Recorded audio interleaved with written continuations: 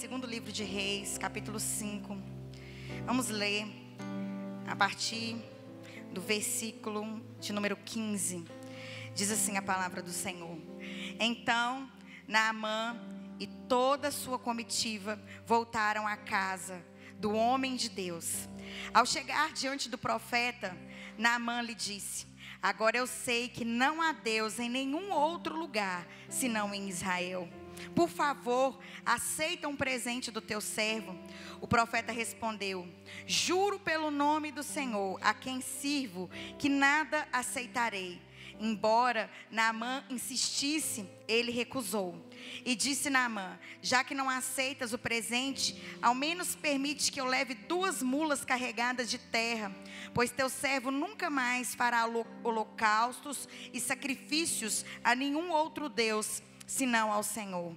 Mas que o Senhor me perdoe por uma única coisa: quando meu Senhor vai adorar no templo de Rimom, eu também tenho que me ajoelhar ali, pois ele se apoia em meu braço. Que o Senhor perdoe o teu servo por isso. Disse Eliseu: Vá em paz. Quando Naamã já estava a certa distância, Geazi, servo de Eliseu, o homem de Deus, pensou: Meu senhor foi bom demais para Naamã. Aquele arameu, não aceitando o que lhe ofereceu, juro pelo nome do Senhor que correrei atrás dele para ver se ganho alguma coisa. Então Geazi correu para alcançar Naamã, que vendo-o se aproximar, desceu da carruagem para encontrá-lo e perguntou: Está tudo bem? Geazi respondeu: Sim, tudo bem, mas o meu senhor enviou-me para dizer que 2 jovens discípulos dos profetas acabaram de chegar, vindo dos montes de Efraim. Por favor, dê-lhes 35 quilos de prata e 2 mudas de roupas finas. Claro, respondeu Naamã, leve 70 quilos. Ele insistiu com Geazi para que os aceitasse e colocou os 70 quilos de prata em 2 sacolas com as 2 mudas de roupa, entregando tudo a 2 de teus servos, os quais foram à frente de Geazi, levando as sacolas. Quando Geazi chegou à colina onde morava, pegou as sacolas das mãos do servo e as guardou em casa. Mandou os homens de volta e eles partiram. Depois entrou e apresentou-se ao seu senhor Eliseu. E este perguntou: Onde você esteve, Geazi? Geazi respondeu: Teu servo não foi em nenhum lugar. Mas Eliseu lhe disse: Você acha que eu não estava com você em espírito, quando o homem desceu da carruagem para encontrar-se com você? Este não era o momento de aceitar prata, nem roupas, nem cobiçar olivais, vinhas, ovelhas, bois, servos e servas. Por isso, a lepra de Naamã atingirá você e aos seus descendentes para sempre. Então Geazi saiu da presença de Eliseu, já leproso, parecendo neve. Glória a Deus pela palavra que é santa e que nos cura e nos restaura. Amém, irmãs? Essa é uma das passagens para mim mais tristes da Bíblia. Tristes por um lado, né, uma das mais tristes, mas também por outro lado também muito feliz. Triste para o lado de Geazi, feliz para o lado de Naamã. Mas mesmo sendo feliz para o lado de Naamã, essa passagem sempre me incomodou muito. Porque assim, olha, começa com um homem ímpio, que no final sai curado, e com um homem crente, que no final sai enfermo.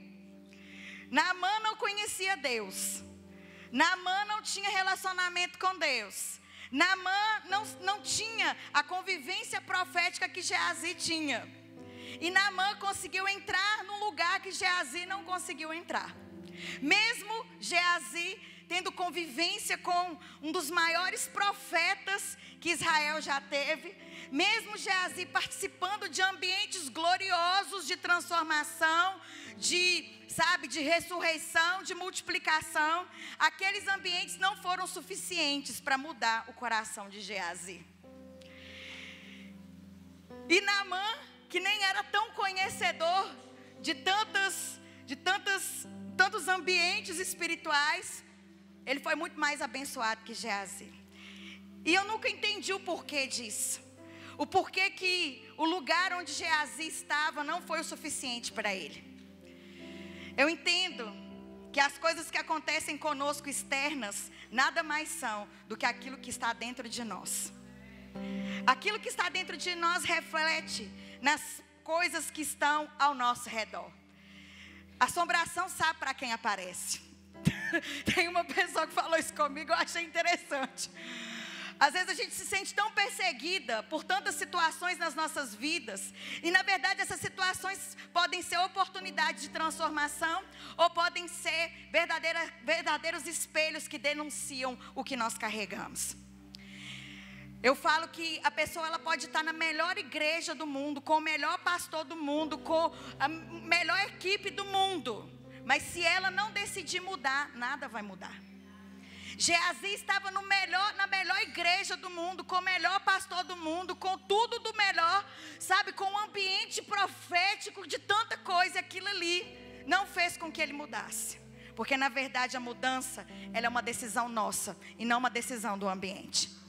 Você pode passar esse tempo todo aqui, escutando a pastora Viviane Martinelli, que ela vai pregar daqui a pouco, ela vai arrebentar com o nosso turno. Mas não vai adiantar nós recebermos essas palavras, nós recebermos, estarmos debaixo desse ambiente, se nós não tomarmos uma decisão que vai realmente confrontar aquilo que está no nosso coração. Então, a gente às vezes fica se escondendo atrás das nossas desculpas. Porque tem pessoas que falam assim, eu não tenho condição de ser curada, eu não tenho condição de entrar em alguns lugares porque eu não consegui receber essa revelação, porque eu não consegui receber esse entendimento, porque eu não consegui entender. Mas se nós formos ver nessa palavra aqui, nem Naamã e nem Geazi entenderam aquilo que o profeta falou. Na hora que Naamã vai lá na casa do profeta para ser curado, o que o profeta fala com ele? Nada. Quem fala é Geazi. O profeta nem recebe ele na casa, manda um recado através de um profeta, um discípulo que estava ali. E Naamã fica constrangido, ele fica com raiva, porque ele falou assim, eu imaginei que ele iria me chamar para entrar, ele impor a mão na minha cabeça, ele invocar o nome do Deus dele, e aí ele me manda tomar um banho no rio. Porventura na minha cidade não tem rios melhores do que este, para que eu pudesse ser curado? Eu não vou fazer isso. Então Naamã também não entendeu. Mas a diferença de Naamã para Geazi é que ele não entendeu, mas obedeceu. Ele não entendeu, mas creu. Geazi também não entendeu porque que o seu Senhor, que vive da obra de Deus assim como ele, porque pessoas que eram dedicadas à obra de Deus viviam da obra, exclusivamente da obra de Deus. E Geazi ficou decepcionado com seu líder, com seu pastor. Como assim? Nós vivemos dessa obra aqui, eu estou pagando o preço junto com esse meu pastor, nós estamos trabalhando junto na obra, aparece uma oferta dessa daqui e nós não vamos aceitar. Então ambos estavam enfermos. Naamã, enfermo de lepra, e Geazi, enfermo de mágoa e de decepção contra o seu líder. O que motivou Geazi a fazer justiça com a sua própria mão, eu imagino que foi essa decepção. Ele não aceitou aquilo. Eu imagino que pode ter sido sim, porque ele achava que estava trabalhando junto na obra com o seu líder, ele tinha direito. E como que as decepções tem o poder de alterar as configurações emocionais da nossa alma, se nós permitirmos entrar nesse lugar. Naamã ficou decepcionado também. Ele não orou por mim, vou embora. Só que Naamã tinha um coração quebrantado. Diga comigo, coração quebrantado. Um homem que não conhecia a Deus tinha um coração mais quebrantado do que o discípulo que conhecia a Deus. E Naamã tinha um coração tão quebrantado, que a prova disso é que ele decide escutar alguém menor do que ele para falar da cura dele. Porque quem deu a dica de onde tinha a cura para ele foi uma escrava exilada, conquistada dentro da sua casa. E muitas vezes nós queremos ser curadas do nosso jeito. Quem vai orar por mim é a pastora. Quem vai me aconselhar é aquela que tem aquela unção. E eu quero te dizer uma coisa, Deus ainda continua usando os menores da casa. Deus continua usando os menores da casa. Foi a menor da casa que deu a dica para ele de onde que tinha cura.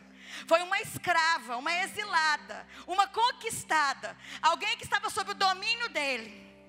Então, muitas vezes nós não somos curadas, nós não entramos nesse lugar de restauração, porque nós estamos impondo a forma como Deus vai agir nas nossas vidas. Nós não aceitamos que Deus use a irmãzinha que acabou de chegar na igreja. Nós queremos a intercessora com profecia, língua estranha, interpretação de línguas. Nós não aceitamos que essa irmãzinha, olha para essa irmãzinha que está do seu lado aí, ó. Muitas vezes, a gente está tão enferma na arrogância, que nós não conseguimos ver a glória de Deus nos pequenos da casa. Então, minha irmã, se você hoje precisa de uma cura, de uma restauração, se você quer entrar num lugar novo em Deus, entre nesse lugar com humildade. Não existe cura sem humildade. Não existe cura sem exposição. Olha quem que Naamã foi escutar, uma menina. Alguém que na cabeça dele, gente, Naamã, nós estamos falando de um homem, de uma patente alta, de um exército, muito melhor na época que o exército de Israel, porque Israel estava em conflito com a Síria. Era um povo forte. Ele era comandante, ele tinha uma patente diferente. E ele decide escutar a sua esposa, que escutou uma escrava. E aí foi a primeira chave, diga comigo, chave. Foi a primeira chave que Deus colocou na vida de Naamã. Uma improvável, uma desconhecida, uma Zé Ninguém, uma Maria Ninguém, uma desprovida, uma cativa. Porque Deus continua usando as coisas loucas desse mundo para confundir as sábias. Ele usa quem não é para confundir quem é. Ele é Deus. Ele é Deus. Está chegando o tempo em que os menores da casa do Pai vão ser expostos com uma voz de cura para a gente alta dessa terra. Pessoas que a gente imagina assim, meu Deus, eu nunca vou chegar perto. Você tem uma voz. Aquela menina na casa de Naamã, mesmo cativa, ela tinha uma voz. E Naamã soube reconhecer. E a segunda chave na vida de Naamã foi os próprios servos dele. Olha o quanto que ele era humilde. Na hora que ele estava indo lá para casa dele chateado, porque o profeta não orou por ele, os servos dele falaram assim, olha, se ele não tivesse te pedido uma coisa difícil, você não faria? Aí Naamã falou assim, mas é claro que eu faria. Então, meu filho, ele está só te pedindo para tomar um banho ali no rio, vai, pelo amor de Deus. E o que Naamã fez? Ele foi. Ele sabia escutar aquilo que as pessoas ao redor dele carregavam. Então a cura de Naamã passou por pessoas. E essas pessoas foram chaves na vida dele. E a cura de hoje, gente, não é diferente. Deus continua trabalhando em nós através de pessoas que são chave na nossa transformação, que são chave na nossa reconstrução, que são chave na nossa edificação. Nós não podemos desconsiderar o poder que o menor carrega, assim como o maior também. Ele começou desde a escrava da casa até chegar em Eliseu, até chegar no profeta. Mas muitas mulheres ainda ficam aprisionadas, porque não conseguem reconhecer o que as outras pessoas carregam. Eu contei do meu testemunho ontem. Eu falei de como foi a minha reconciliação com o sexo masculino. E a reconciliação com o coração do meu pai foi uma chave na minha vida. Uma chave de transformação. Uma chave que me liberou para o propósito. Mas eu podia olhar para ele, se eu fosse arrogante, uma enferma arrogante, olhar para ele e falar assim, não, mas meu pai é ímpio. Ai, mas meu pai não entende de nada. Mas meu pai que errou, mas fulano de tal. Não, eu entendia pelo Espírito Santo que o meu pai era uma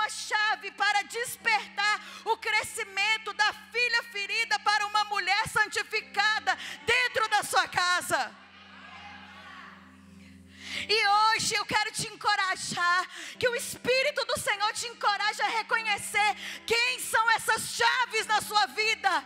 Chaves que vão destrancar a sua vida emocional. Chaves que vão destrancar a sua vida ministerial. Chaves que vão destrancar a sua fé. Chaves que vão destrancar o seu propósito. Chaves que vão te destrancar como mãe. Chaves que vão te destrancar como esposa. Chaves que vão te destrancar como uma mulher plena na sua vida emocional, sexual, familiar. Quem são as chaves da sua vida? Hoje, eu entendo que daqui para frente vão acontecer muitas ativações. O Senhor ontem e hoje trouxe muito quebrantamento, mas eu entendo aqui que o Senhor vai começar a agitar águas aqui. O Jordão vai começar a ser agitado. Por quê? Porque você precisa encontrar essas chaves, essas dracmas que estão aqui dentro de cada uma de nós. Nós precisamos entender isso. Entender quem é quem no corpo de Cristo. É por isso que nós ceiamos. Nós não ceiamos porque o pão vai nos santificar, o vinho, não. É porque os relacionamentos redentivos do corpo de Cristo têm o poder de curar. E quando nós não estamos conectados nesses relacionamentos, o que o apóstolo Paulo diz? Por isso que tem muito fraco, muito doente, muita gente que dorme no corpo de Cristo. Por quê? Porque o isolamento traz o quê? Feridas. Isolamento no corpo de Cristo traz angústia. Isolamento traz depressão, traz opressão. E isso, gente, até a ciência descobriu isso, que o isolamento provoca um declínio emocional. E é na comunhão, é através das chaves que se unem, que as portas do nosso coração, elas são destrancadas. Então, que hoje você seja cheio do Espírito Santo para falar: Deus, eu aceito todas as chaves que o Senhor colocou na minha vida. Talvez essas chaves sejam chaves pesadas, sejam chaves difíceis de armazenar no bolso, sejam chaves difíceis até de mover. Aquela tetra-chave, se ela não estiver bem encaixadinha, a gente não consegue nem movê-la. Tem gente na nossa vida que é tetra-chave, sabe? Tem gente na nossa vida que tem que encaixar, tem que saber encaixar direito, irmã. Porque se não encaixa direito, não vai girar. E o que eu fiz com meu pai, o retorno de volta para casa, foi isso na minha vida. Foi eu me reconfigurando ao buraco da fechadura. Eu me reconfigurando ali dentro do meu pertencer espiritual e emocional, que é a minha família. Porque, como eu disse ontem, eu não saí com uma esposa preparada para casar. Eu saí com uma filha abusada. E uma filha abusada é uma esposa doente de amor. Uma filha carente de pai se transforma numa esposa doente de amor. E aí eu quis que meu marido fosse meu pai. Eu transformei ele no meu pai de dia e transformava à noite na nossa intimidade como meu abusador. E isso fechou todas as portas. E a porta que Deus abriu, a chave, na verdade, que Deus abriu, usou para abrir a minha vida emocional, para me reconfigurar no propósito, foi a vida do meu pai. E eu contei para vocês o quanto meu filho desfrutou da minha libertação. Tem gente que fala assim: mas o que é um desfraude de uma criança? Ele ia ser desfraudado de todo jeito. Sim, a dificuldade do meu filho com 3 anos de idade era ser desfraudado. O medo dele era esse. Mas se esse medo não fosse trabalhado, mais tarde esse medo iria crescer. E talvez ele teria medo de tirar carteira, medo de passar numa prova de concurso, medo, sabe, de ser examinado para algum cargo no emprego. Porque aquilo que a gente não trata na nossa vida só cresce.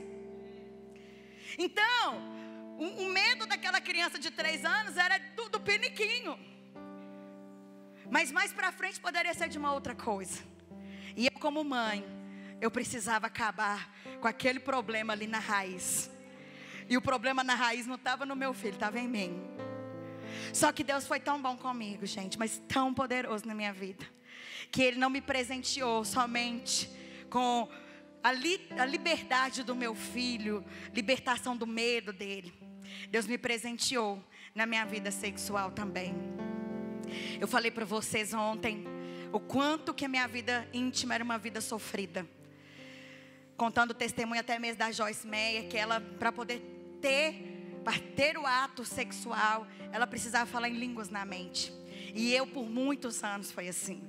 Eu vi o testemunho dela e falei assim: Deus, para eu conseguir então é só falando em línguas. E por quê? Porque eu ainda estava presa naquele lugar do abuso. Eu ainda via os homens como figuras abusivas, violentas, que estavam sempre prontas para humilhar uma mulher. E aquilo ali me constrangia todas as vezes que eu via o meu marido que me amava tanto, mas eu não conseguia entrar naquele lugar. E eu sempre falando em línguas para conseguir. E aí, depois dessa questão, dessa reconfiguração com meu pai, da reconfiguração do João Daniel, aconteceu um milagre na minha vida. Passou pouco tempo, em um dos nossos momentos de intimidade. E assim, gente, eu conto isso com muito temor do Senhor e esperando de vocês muito respeito, porque é uma intimidade nossa. Mas eu entendo que eu preciso contar, porque eu sei que tem pessoas aqui que precisam escutar isso, que precisam ser libertas na sua vida sexual também. Então, né, a Bíblia fala, né, o apóstolo Paulo dizendo, né, ai de mim se eu não pregar o evangelho. Eu estou pregando a respeito das minhas cicatrizes, que Jesus mesmo que fez. E aí depois daquele momento com meu pai, ali na minha intimidade, bem na hora H, o Senhor me dá uma visão. E na visão, abriu uma tela, assim, bem grande, como se fosse uma tela de cinema. E eu me vi com 3 aninhos de idade, pequenininha assim, com a calcinha baixada. E 2 pessoas, 2 homens, se masturbando muito em mim. E falando muita coisa comigo. E eu chorava muito naquela visão. E era a visão do que acontecia de verdade. E aí veio uma voz que disse assim, acabou. E aí na hora que eu escutei assim, acabou, eu olhei. Na hora que eu olhei na visão, era Jesus. Mas eu não consegui ver o rosto dele, eu só vi um clarão e vi os pés. E eu falei assim, Jesus, eu te esperei por todos esses anos. Ele falou assim para mim, eu sei, minha filha, mas agora acabou. E aí Jesus me pegou no colo e me tirou do lugar do abuso e falou, agora acabou. E naquele momento da intimidade ali acontecendo aquela visão, minhas irmãs, foi a primeira vez na minha vida que eu tive um orgasmo. Foi a primeira vez na minha vida que eu me senti amada. Foi a primeira vez na minha vida que eu entendi a relação sexual como um presente do coração do Pai para a vida de um homem e para a vida de uma mulher. Naquele dia o Senhor me fez livre, mas eu precisei mergulhar no Jordão. Eu precisei entrar nessas águas. Eu precisei procurar meu pai. Eu precisei procurar os abusadores. Eu precisei me sujeitar a pastores com ministérios de libertação. Eu precisei ir para Jocum, lá para Curitiba, para passar por libertação lá. Gente, já era pastora. Minha vida ficou exposta assim, para todo mundo da igreja. Por que eu ia falar para as ovelhas da igreja? Ai, não tem problema, eu estou indo para Jocum para quê? Para passear? Não, eu estou lá para ser liberta. Minha vida, gente, foi aberta para todo mundo. No dia que eu matei Jezabel dentro de mim, que é o que eu falo na Guardiã do Lar, fazendo o meu lar um altar, eu me expus para uma igreja toda. Como eu disse ontem, o pastor da associação de pastores da nossa cidade fechou a igreja dele para ceiar junto com a gente naquele dia. A igreja estava cheia de gente. O irmão que nunca filma o culto decidiu filmar e o negócio foi para o YouTube. Eu falei, Deus, o Senhor quer me expor porque o Senhor quer me curar.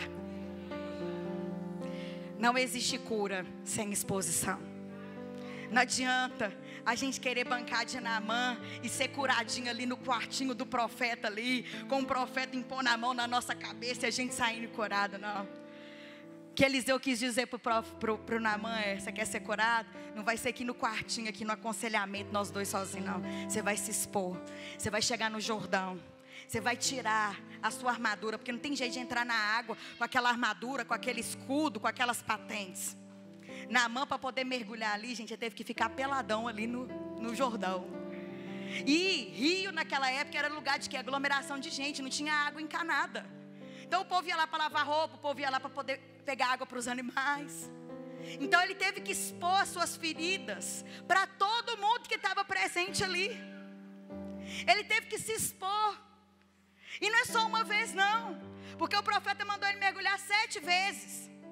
Por que 7 vezes? Porque às vezes a gente tem capacidade de mergulhar uma vez, de se expor uma vez, de se expor 2, passar por um processo X, pela mão de um pastor Y. Mas assim, por esse tanto de processo, não, isso aí eu não quero.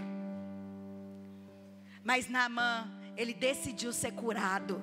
A cura é uma decisão. Geazi decidiu ser enfermo, e a enfermidade também é uma decisão. Um ímpio decidiu ser curado, e um crente decidiu ser enfermo. E Deus vai dar a cada um segundo aquilo que quer, a sua fé. Se você acha que tem que ser assim. Então por isso, gente, não importa se você tem 50, 70, 80, 100 anos. Se você acreditar que hoje que tem cura para você, tem cura para você. Se você se posicionar para essa cura. Imagina, ele tira a armadura. A patente dele era diferente, porque ele era, né? Ele estava na frente. Ele não era qualquer soldadinho, comandante. E é assim conosco. Para a gente ser curada, você não vai ser curada no seu título de intercessora, de diaconisa, de líder, de discipuladora. Você vai ser curada na sua identidade, não no seu título. Deus não vai te curar com você mostrando a sua carteira de pastora para Ele, mostrando os seus currículos, quantas almas você ganhou para Jesus, quantas igrejas você ajudou a levantar, quantos cursos de casamento você já deu. Para ser curada, irmã, tira o título, tira a armadura. Porque é muito fácil vencer guerras com a armadura, com o título aqui dentro. Eu quero ver como você está sem a sua armadura. O que tem aí dentro? Tem uma pessoa saudável, tem uma pessoa justa, tem uma pessoa transparente, tem uma pessoa curada. Se você tirar, se despir dos seus títulos hoje, o que sobra de você? O que sobra de nós? O título da mãe perfeita, da mãe boazinha que deixou tudo para ficar com os filhos, mas que não gosta de estar lá, que fica dentro de casa xingando, lamentando e colocando a culpa na conta do filho por estar perdendo a sua vida profissional de estar ali. Sabe, gente, eu tenho aprendido tanto com Deus a respeito de exposição. E eu aprendi isso foi no Mevan. Porque as pessoas lá são extremamente, lá não, aqui, né? Nós somos extremamente transparentes. Ninguém aqui fica carregando, entendeu? Uma coisa que não existe. A pessoa que quer ficar falsa no ministério, ela não consegue ficar no Mevan. É impressionante.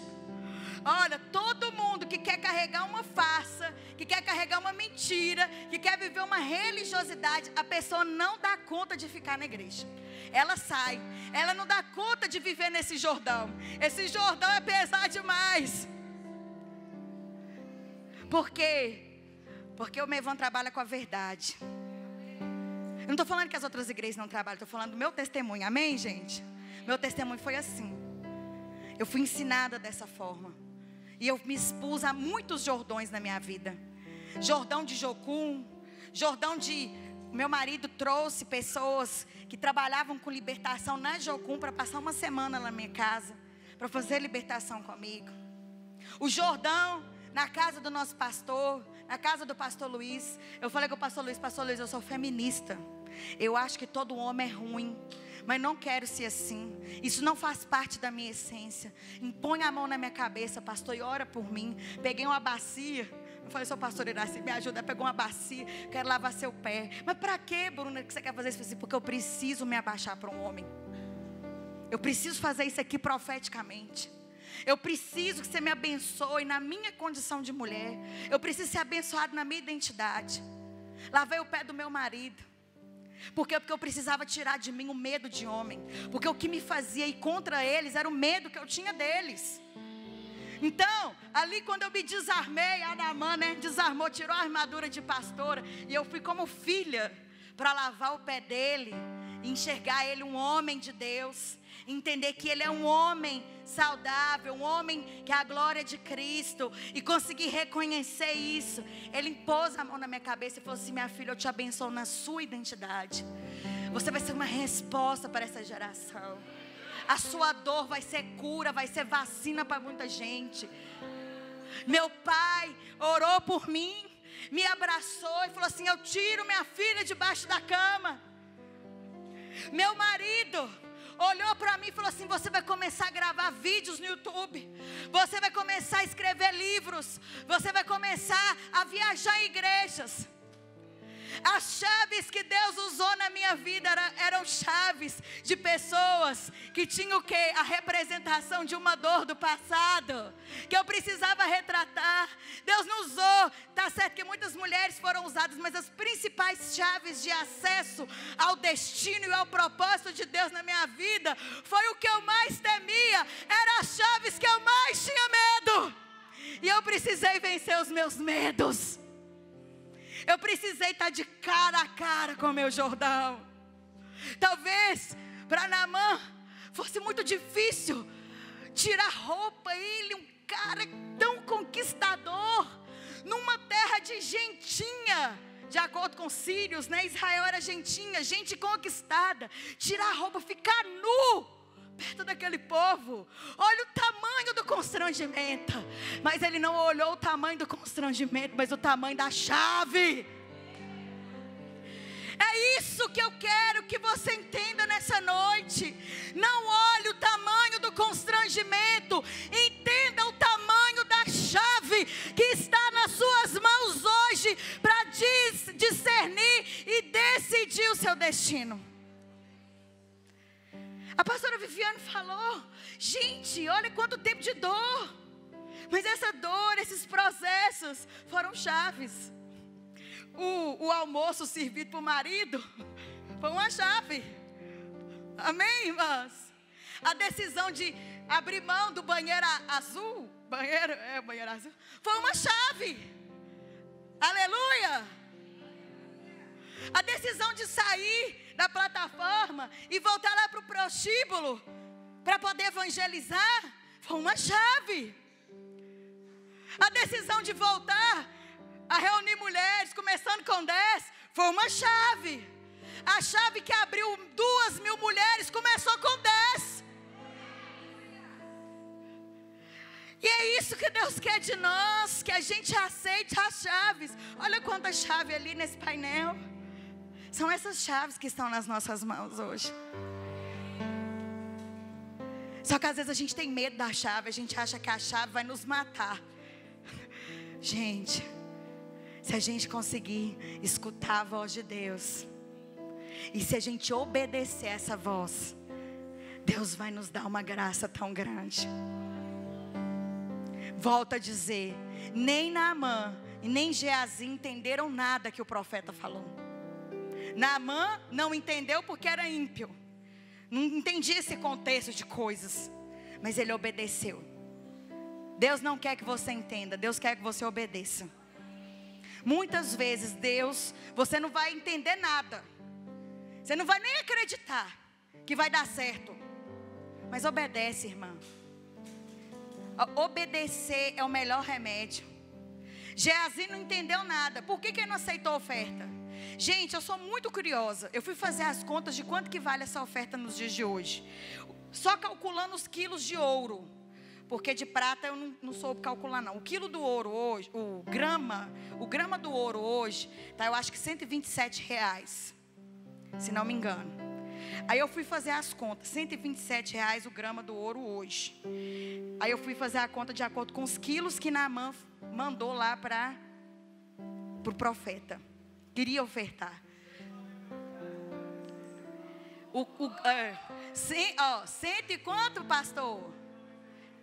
R$198,46 o grama do ouro hoje. Se fosse 127, que foi a conta que eu fiz 2 anos atrás, daria hoje 40 milhões de reais de oferta. É uma boa oferta, não é, pastor? Hoje, lá no Mevan, 7 Lagoas, qualquer 1.000 que entra ali, nós já estamos fazendo festa ali, meu filho. Imagina um que fala assim, não, eu quero doar 40 milhões. Então, assim, você recusar uma oferta dessa, assim, num tempo de crise, que Israel estava vivendo, uma crise política, ia ser bom, né, se ele aceitasse, não ia? Ia dar capacidade para Israel comprar mais armamentos, treinar mais pessoas para a guerra. O momento político ali estava terrível. Eles estavam ali cada vez mais dominados. Então, o que o profeta veria numa situação dessa? Não, chegou essa oferta, é de Deus. Uai, quem que acha que 40 milhões não é de Deus?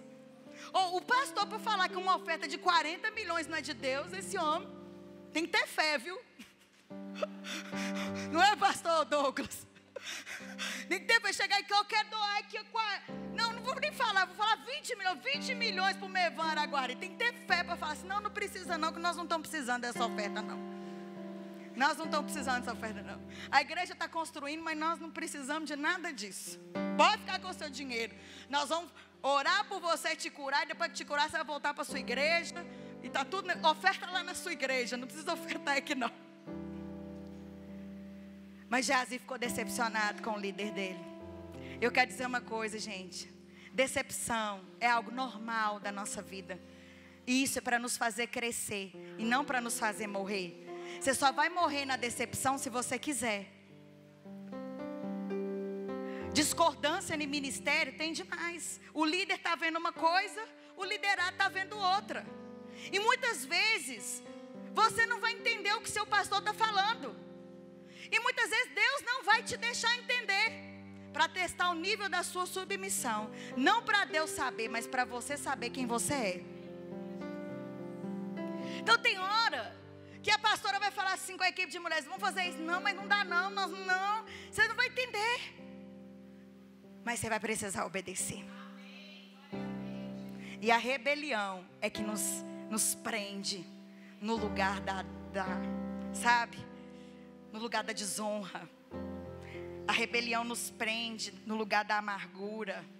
A rebelião nos prende, sabe? Naquele lugar amargo. Geazi, você acha que ele foi feliz para trair o líder dele? Você acha que a motivação dele foi felicidade? A motivação dele foi alegria? Não, gente. Ele estava amargurado. A traição que ele fez foi por causa da amargura, por causa da decepção. E ele acaba perdendo o ambiente profético que ele estava inserido, porque ele decidiu ser dolorido, porque ele decidiu ser enfermo. Se a gente ficar cultivando a dor, se a gente continuar cultivando a amargura, nós vamos começar a perder os ambientes proféticos de destravamento que Deus tem para nós. Pensa que aquele lugar, que o Geazi poderia ser o sucessor de Eliseu, ninguém sabe. Geralmente era o que? Era o discípulo que estava ali, acompanhando. Ele perde tudo. E não é só ele que perdeu não. Porque uma pessoa adoecida, adoece toda a sua casa. O que aconteceu? Qual foi a palavra? Você e sua casa, todo mundo ficará leproso. Esse é até um capítulo do livro A Guardiã do Lar. A mulher adoecida adoece o seu lar. Você já viu que uma mulher, ela consegue tirar a família dela toda da igreja? Aí começa, né, com as picuinhas, com as irmãs da intercessão. Aí joga para a pastora. Aí a pastora está tentando pacificar. Aí a irmã fala assim, não, a pastora está do lado das meninas, das intercessoras. Aí ela chega em casa, triste, perto do marido. O marido percebe, né, que aquele dia era o dia do romance. A mulher está lá, Quem sabe contar história bacana é a pastora Viviane, né? As histórias do Tico. Mas vocês imaginam aí que ela que está contando. Toda torta lá. O que foi, mulher? Não, sabe por que é? Estou me sentindo tão mal na igreja. Eu estou achando que os pastores não gostam de mim. As irmãs falam mal de mim. Eu não me sinto pertencente. Aí o homem é meio desligado, né? Não, isso é impressão sua. Mas aí no outro dia ela insiste. Aí ela vai e solta, né? Que o filho dela foi maltratado na escolinha. Meu filho está maltratado na escolinha. Aí coloca o filho como vítima. Aí o dodói de mamãe fala, realmente, está muito ruim. Aí o homem já começa a ver, realmente, essa igreja está uma coisa esquisita. Aí na outra semana ela quer visitar outra igreja. Aí o marido começa a ficar incomodado. Começa a ver coisa no pastor que ele não via antes. Aí começa todo mundo a ficar frio. Aí na outra semana eles não querem ir na igreja nenhuma. Eles querem ficar dentro de casa assistindo Domingão do Faustão. Ah não, vamos ficar aqui mesmo. Vamos pedir uma pizza, é o dia da família. E manda para o pastor assim, pastor, a gente não foi no culto porque a gente estava cuidando da nossa família. E ali só falando mal da igreja, só falando mal do pastor, só falando mal dos intercessores, só falando mal dos líderes. Porque uma mulher decidiu ser doente. Porque a mulher doente, ela adoece o marido, ela adoece os filhos. Aí, aquela resma, aquela nhaca, lá em Sete Lagoas a gente chama de nhaca. Aquela nhaca fica ali impregnada naquela casa. Eles ficam mudando de igreja. Só que quando aquele filho cresce, ele não quer Jesus. Porque o discipulado que ele teve é um discipulado de se opor contra a igreja. E pelo contrário, ele não consegue ser um com a igreja. O discipulado na casa foi um discipulado de sempre estar contra, sempre resistente. E ele não consegue ser um com a igreja. Por quê? Porque ele está infectado com uma lepra. A lepra que começou na mãe e passou para ele. A mulher doente adoece o seu lar. Só que tem como a gente não ser Geazi. Tem como a gente entrar num nível de quebrantamento. Amém, irmãs? Tudo que eu contei aqui, eu expus coisas da minha família, da minha vida íntima. Porque eu entendo que essa exposição gera cura. Eu estou montando aqui, profeticamente, um Jordão para você mergulhar.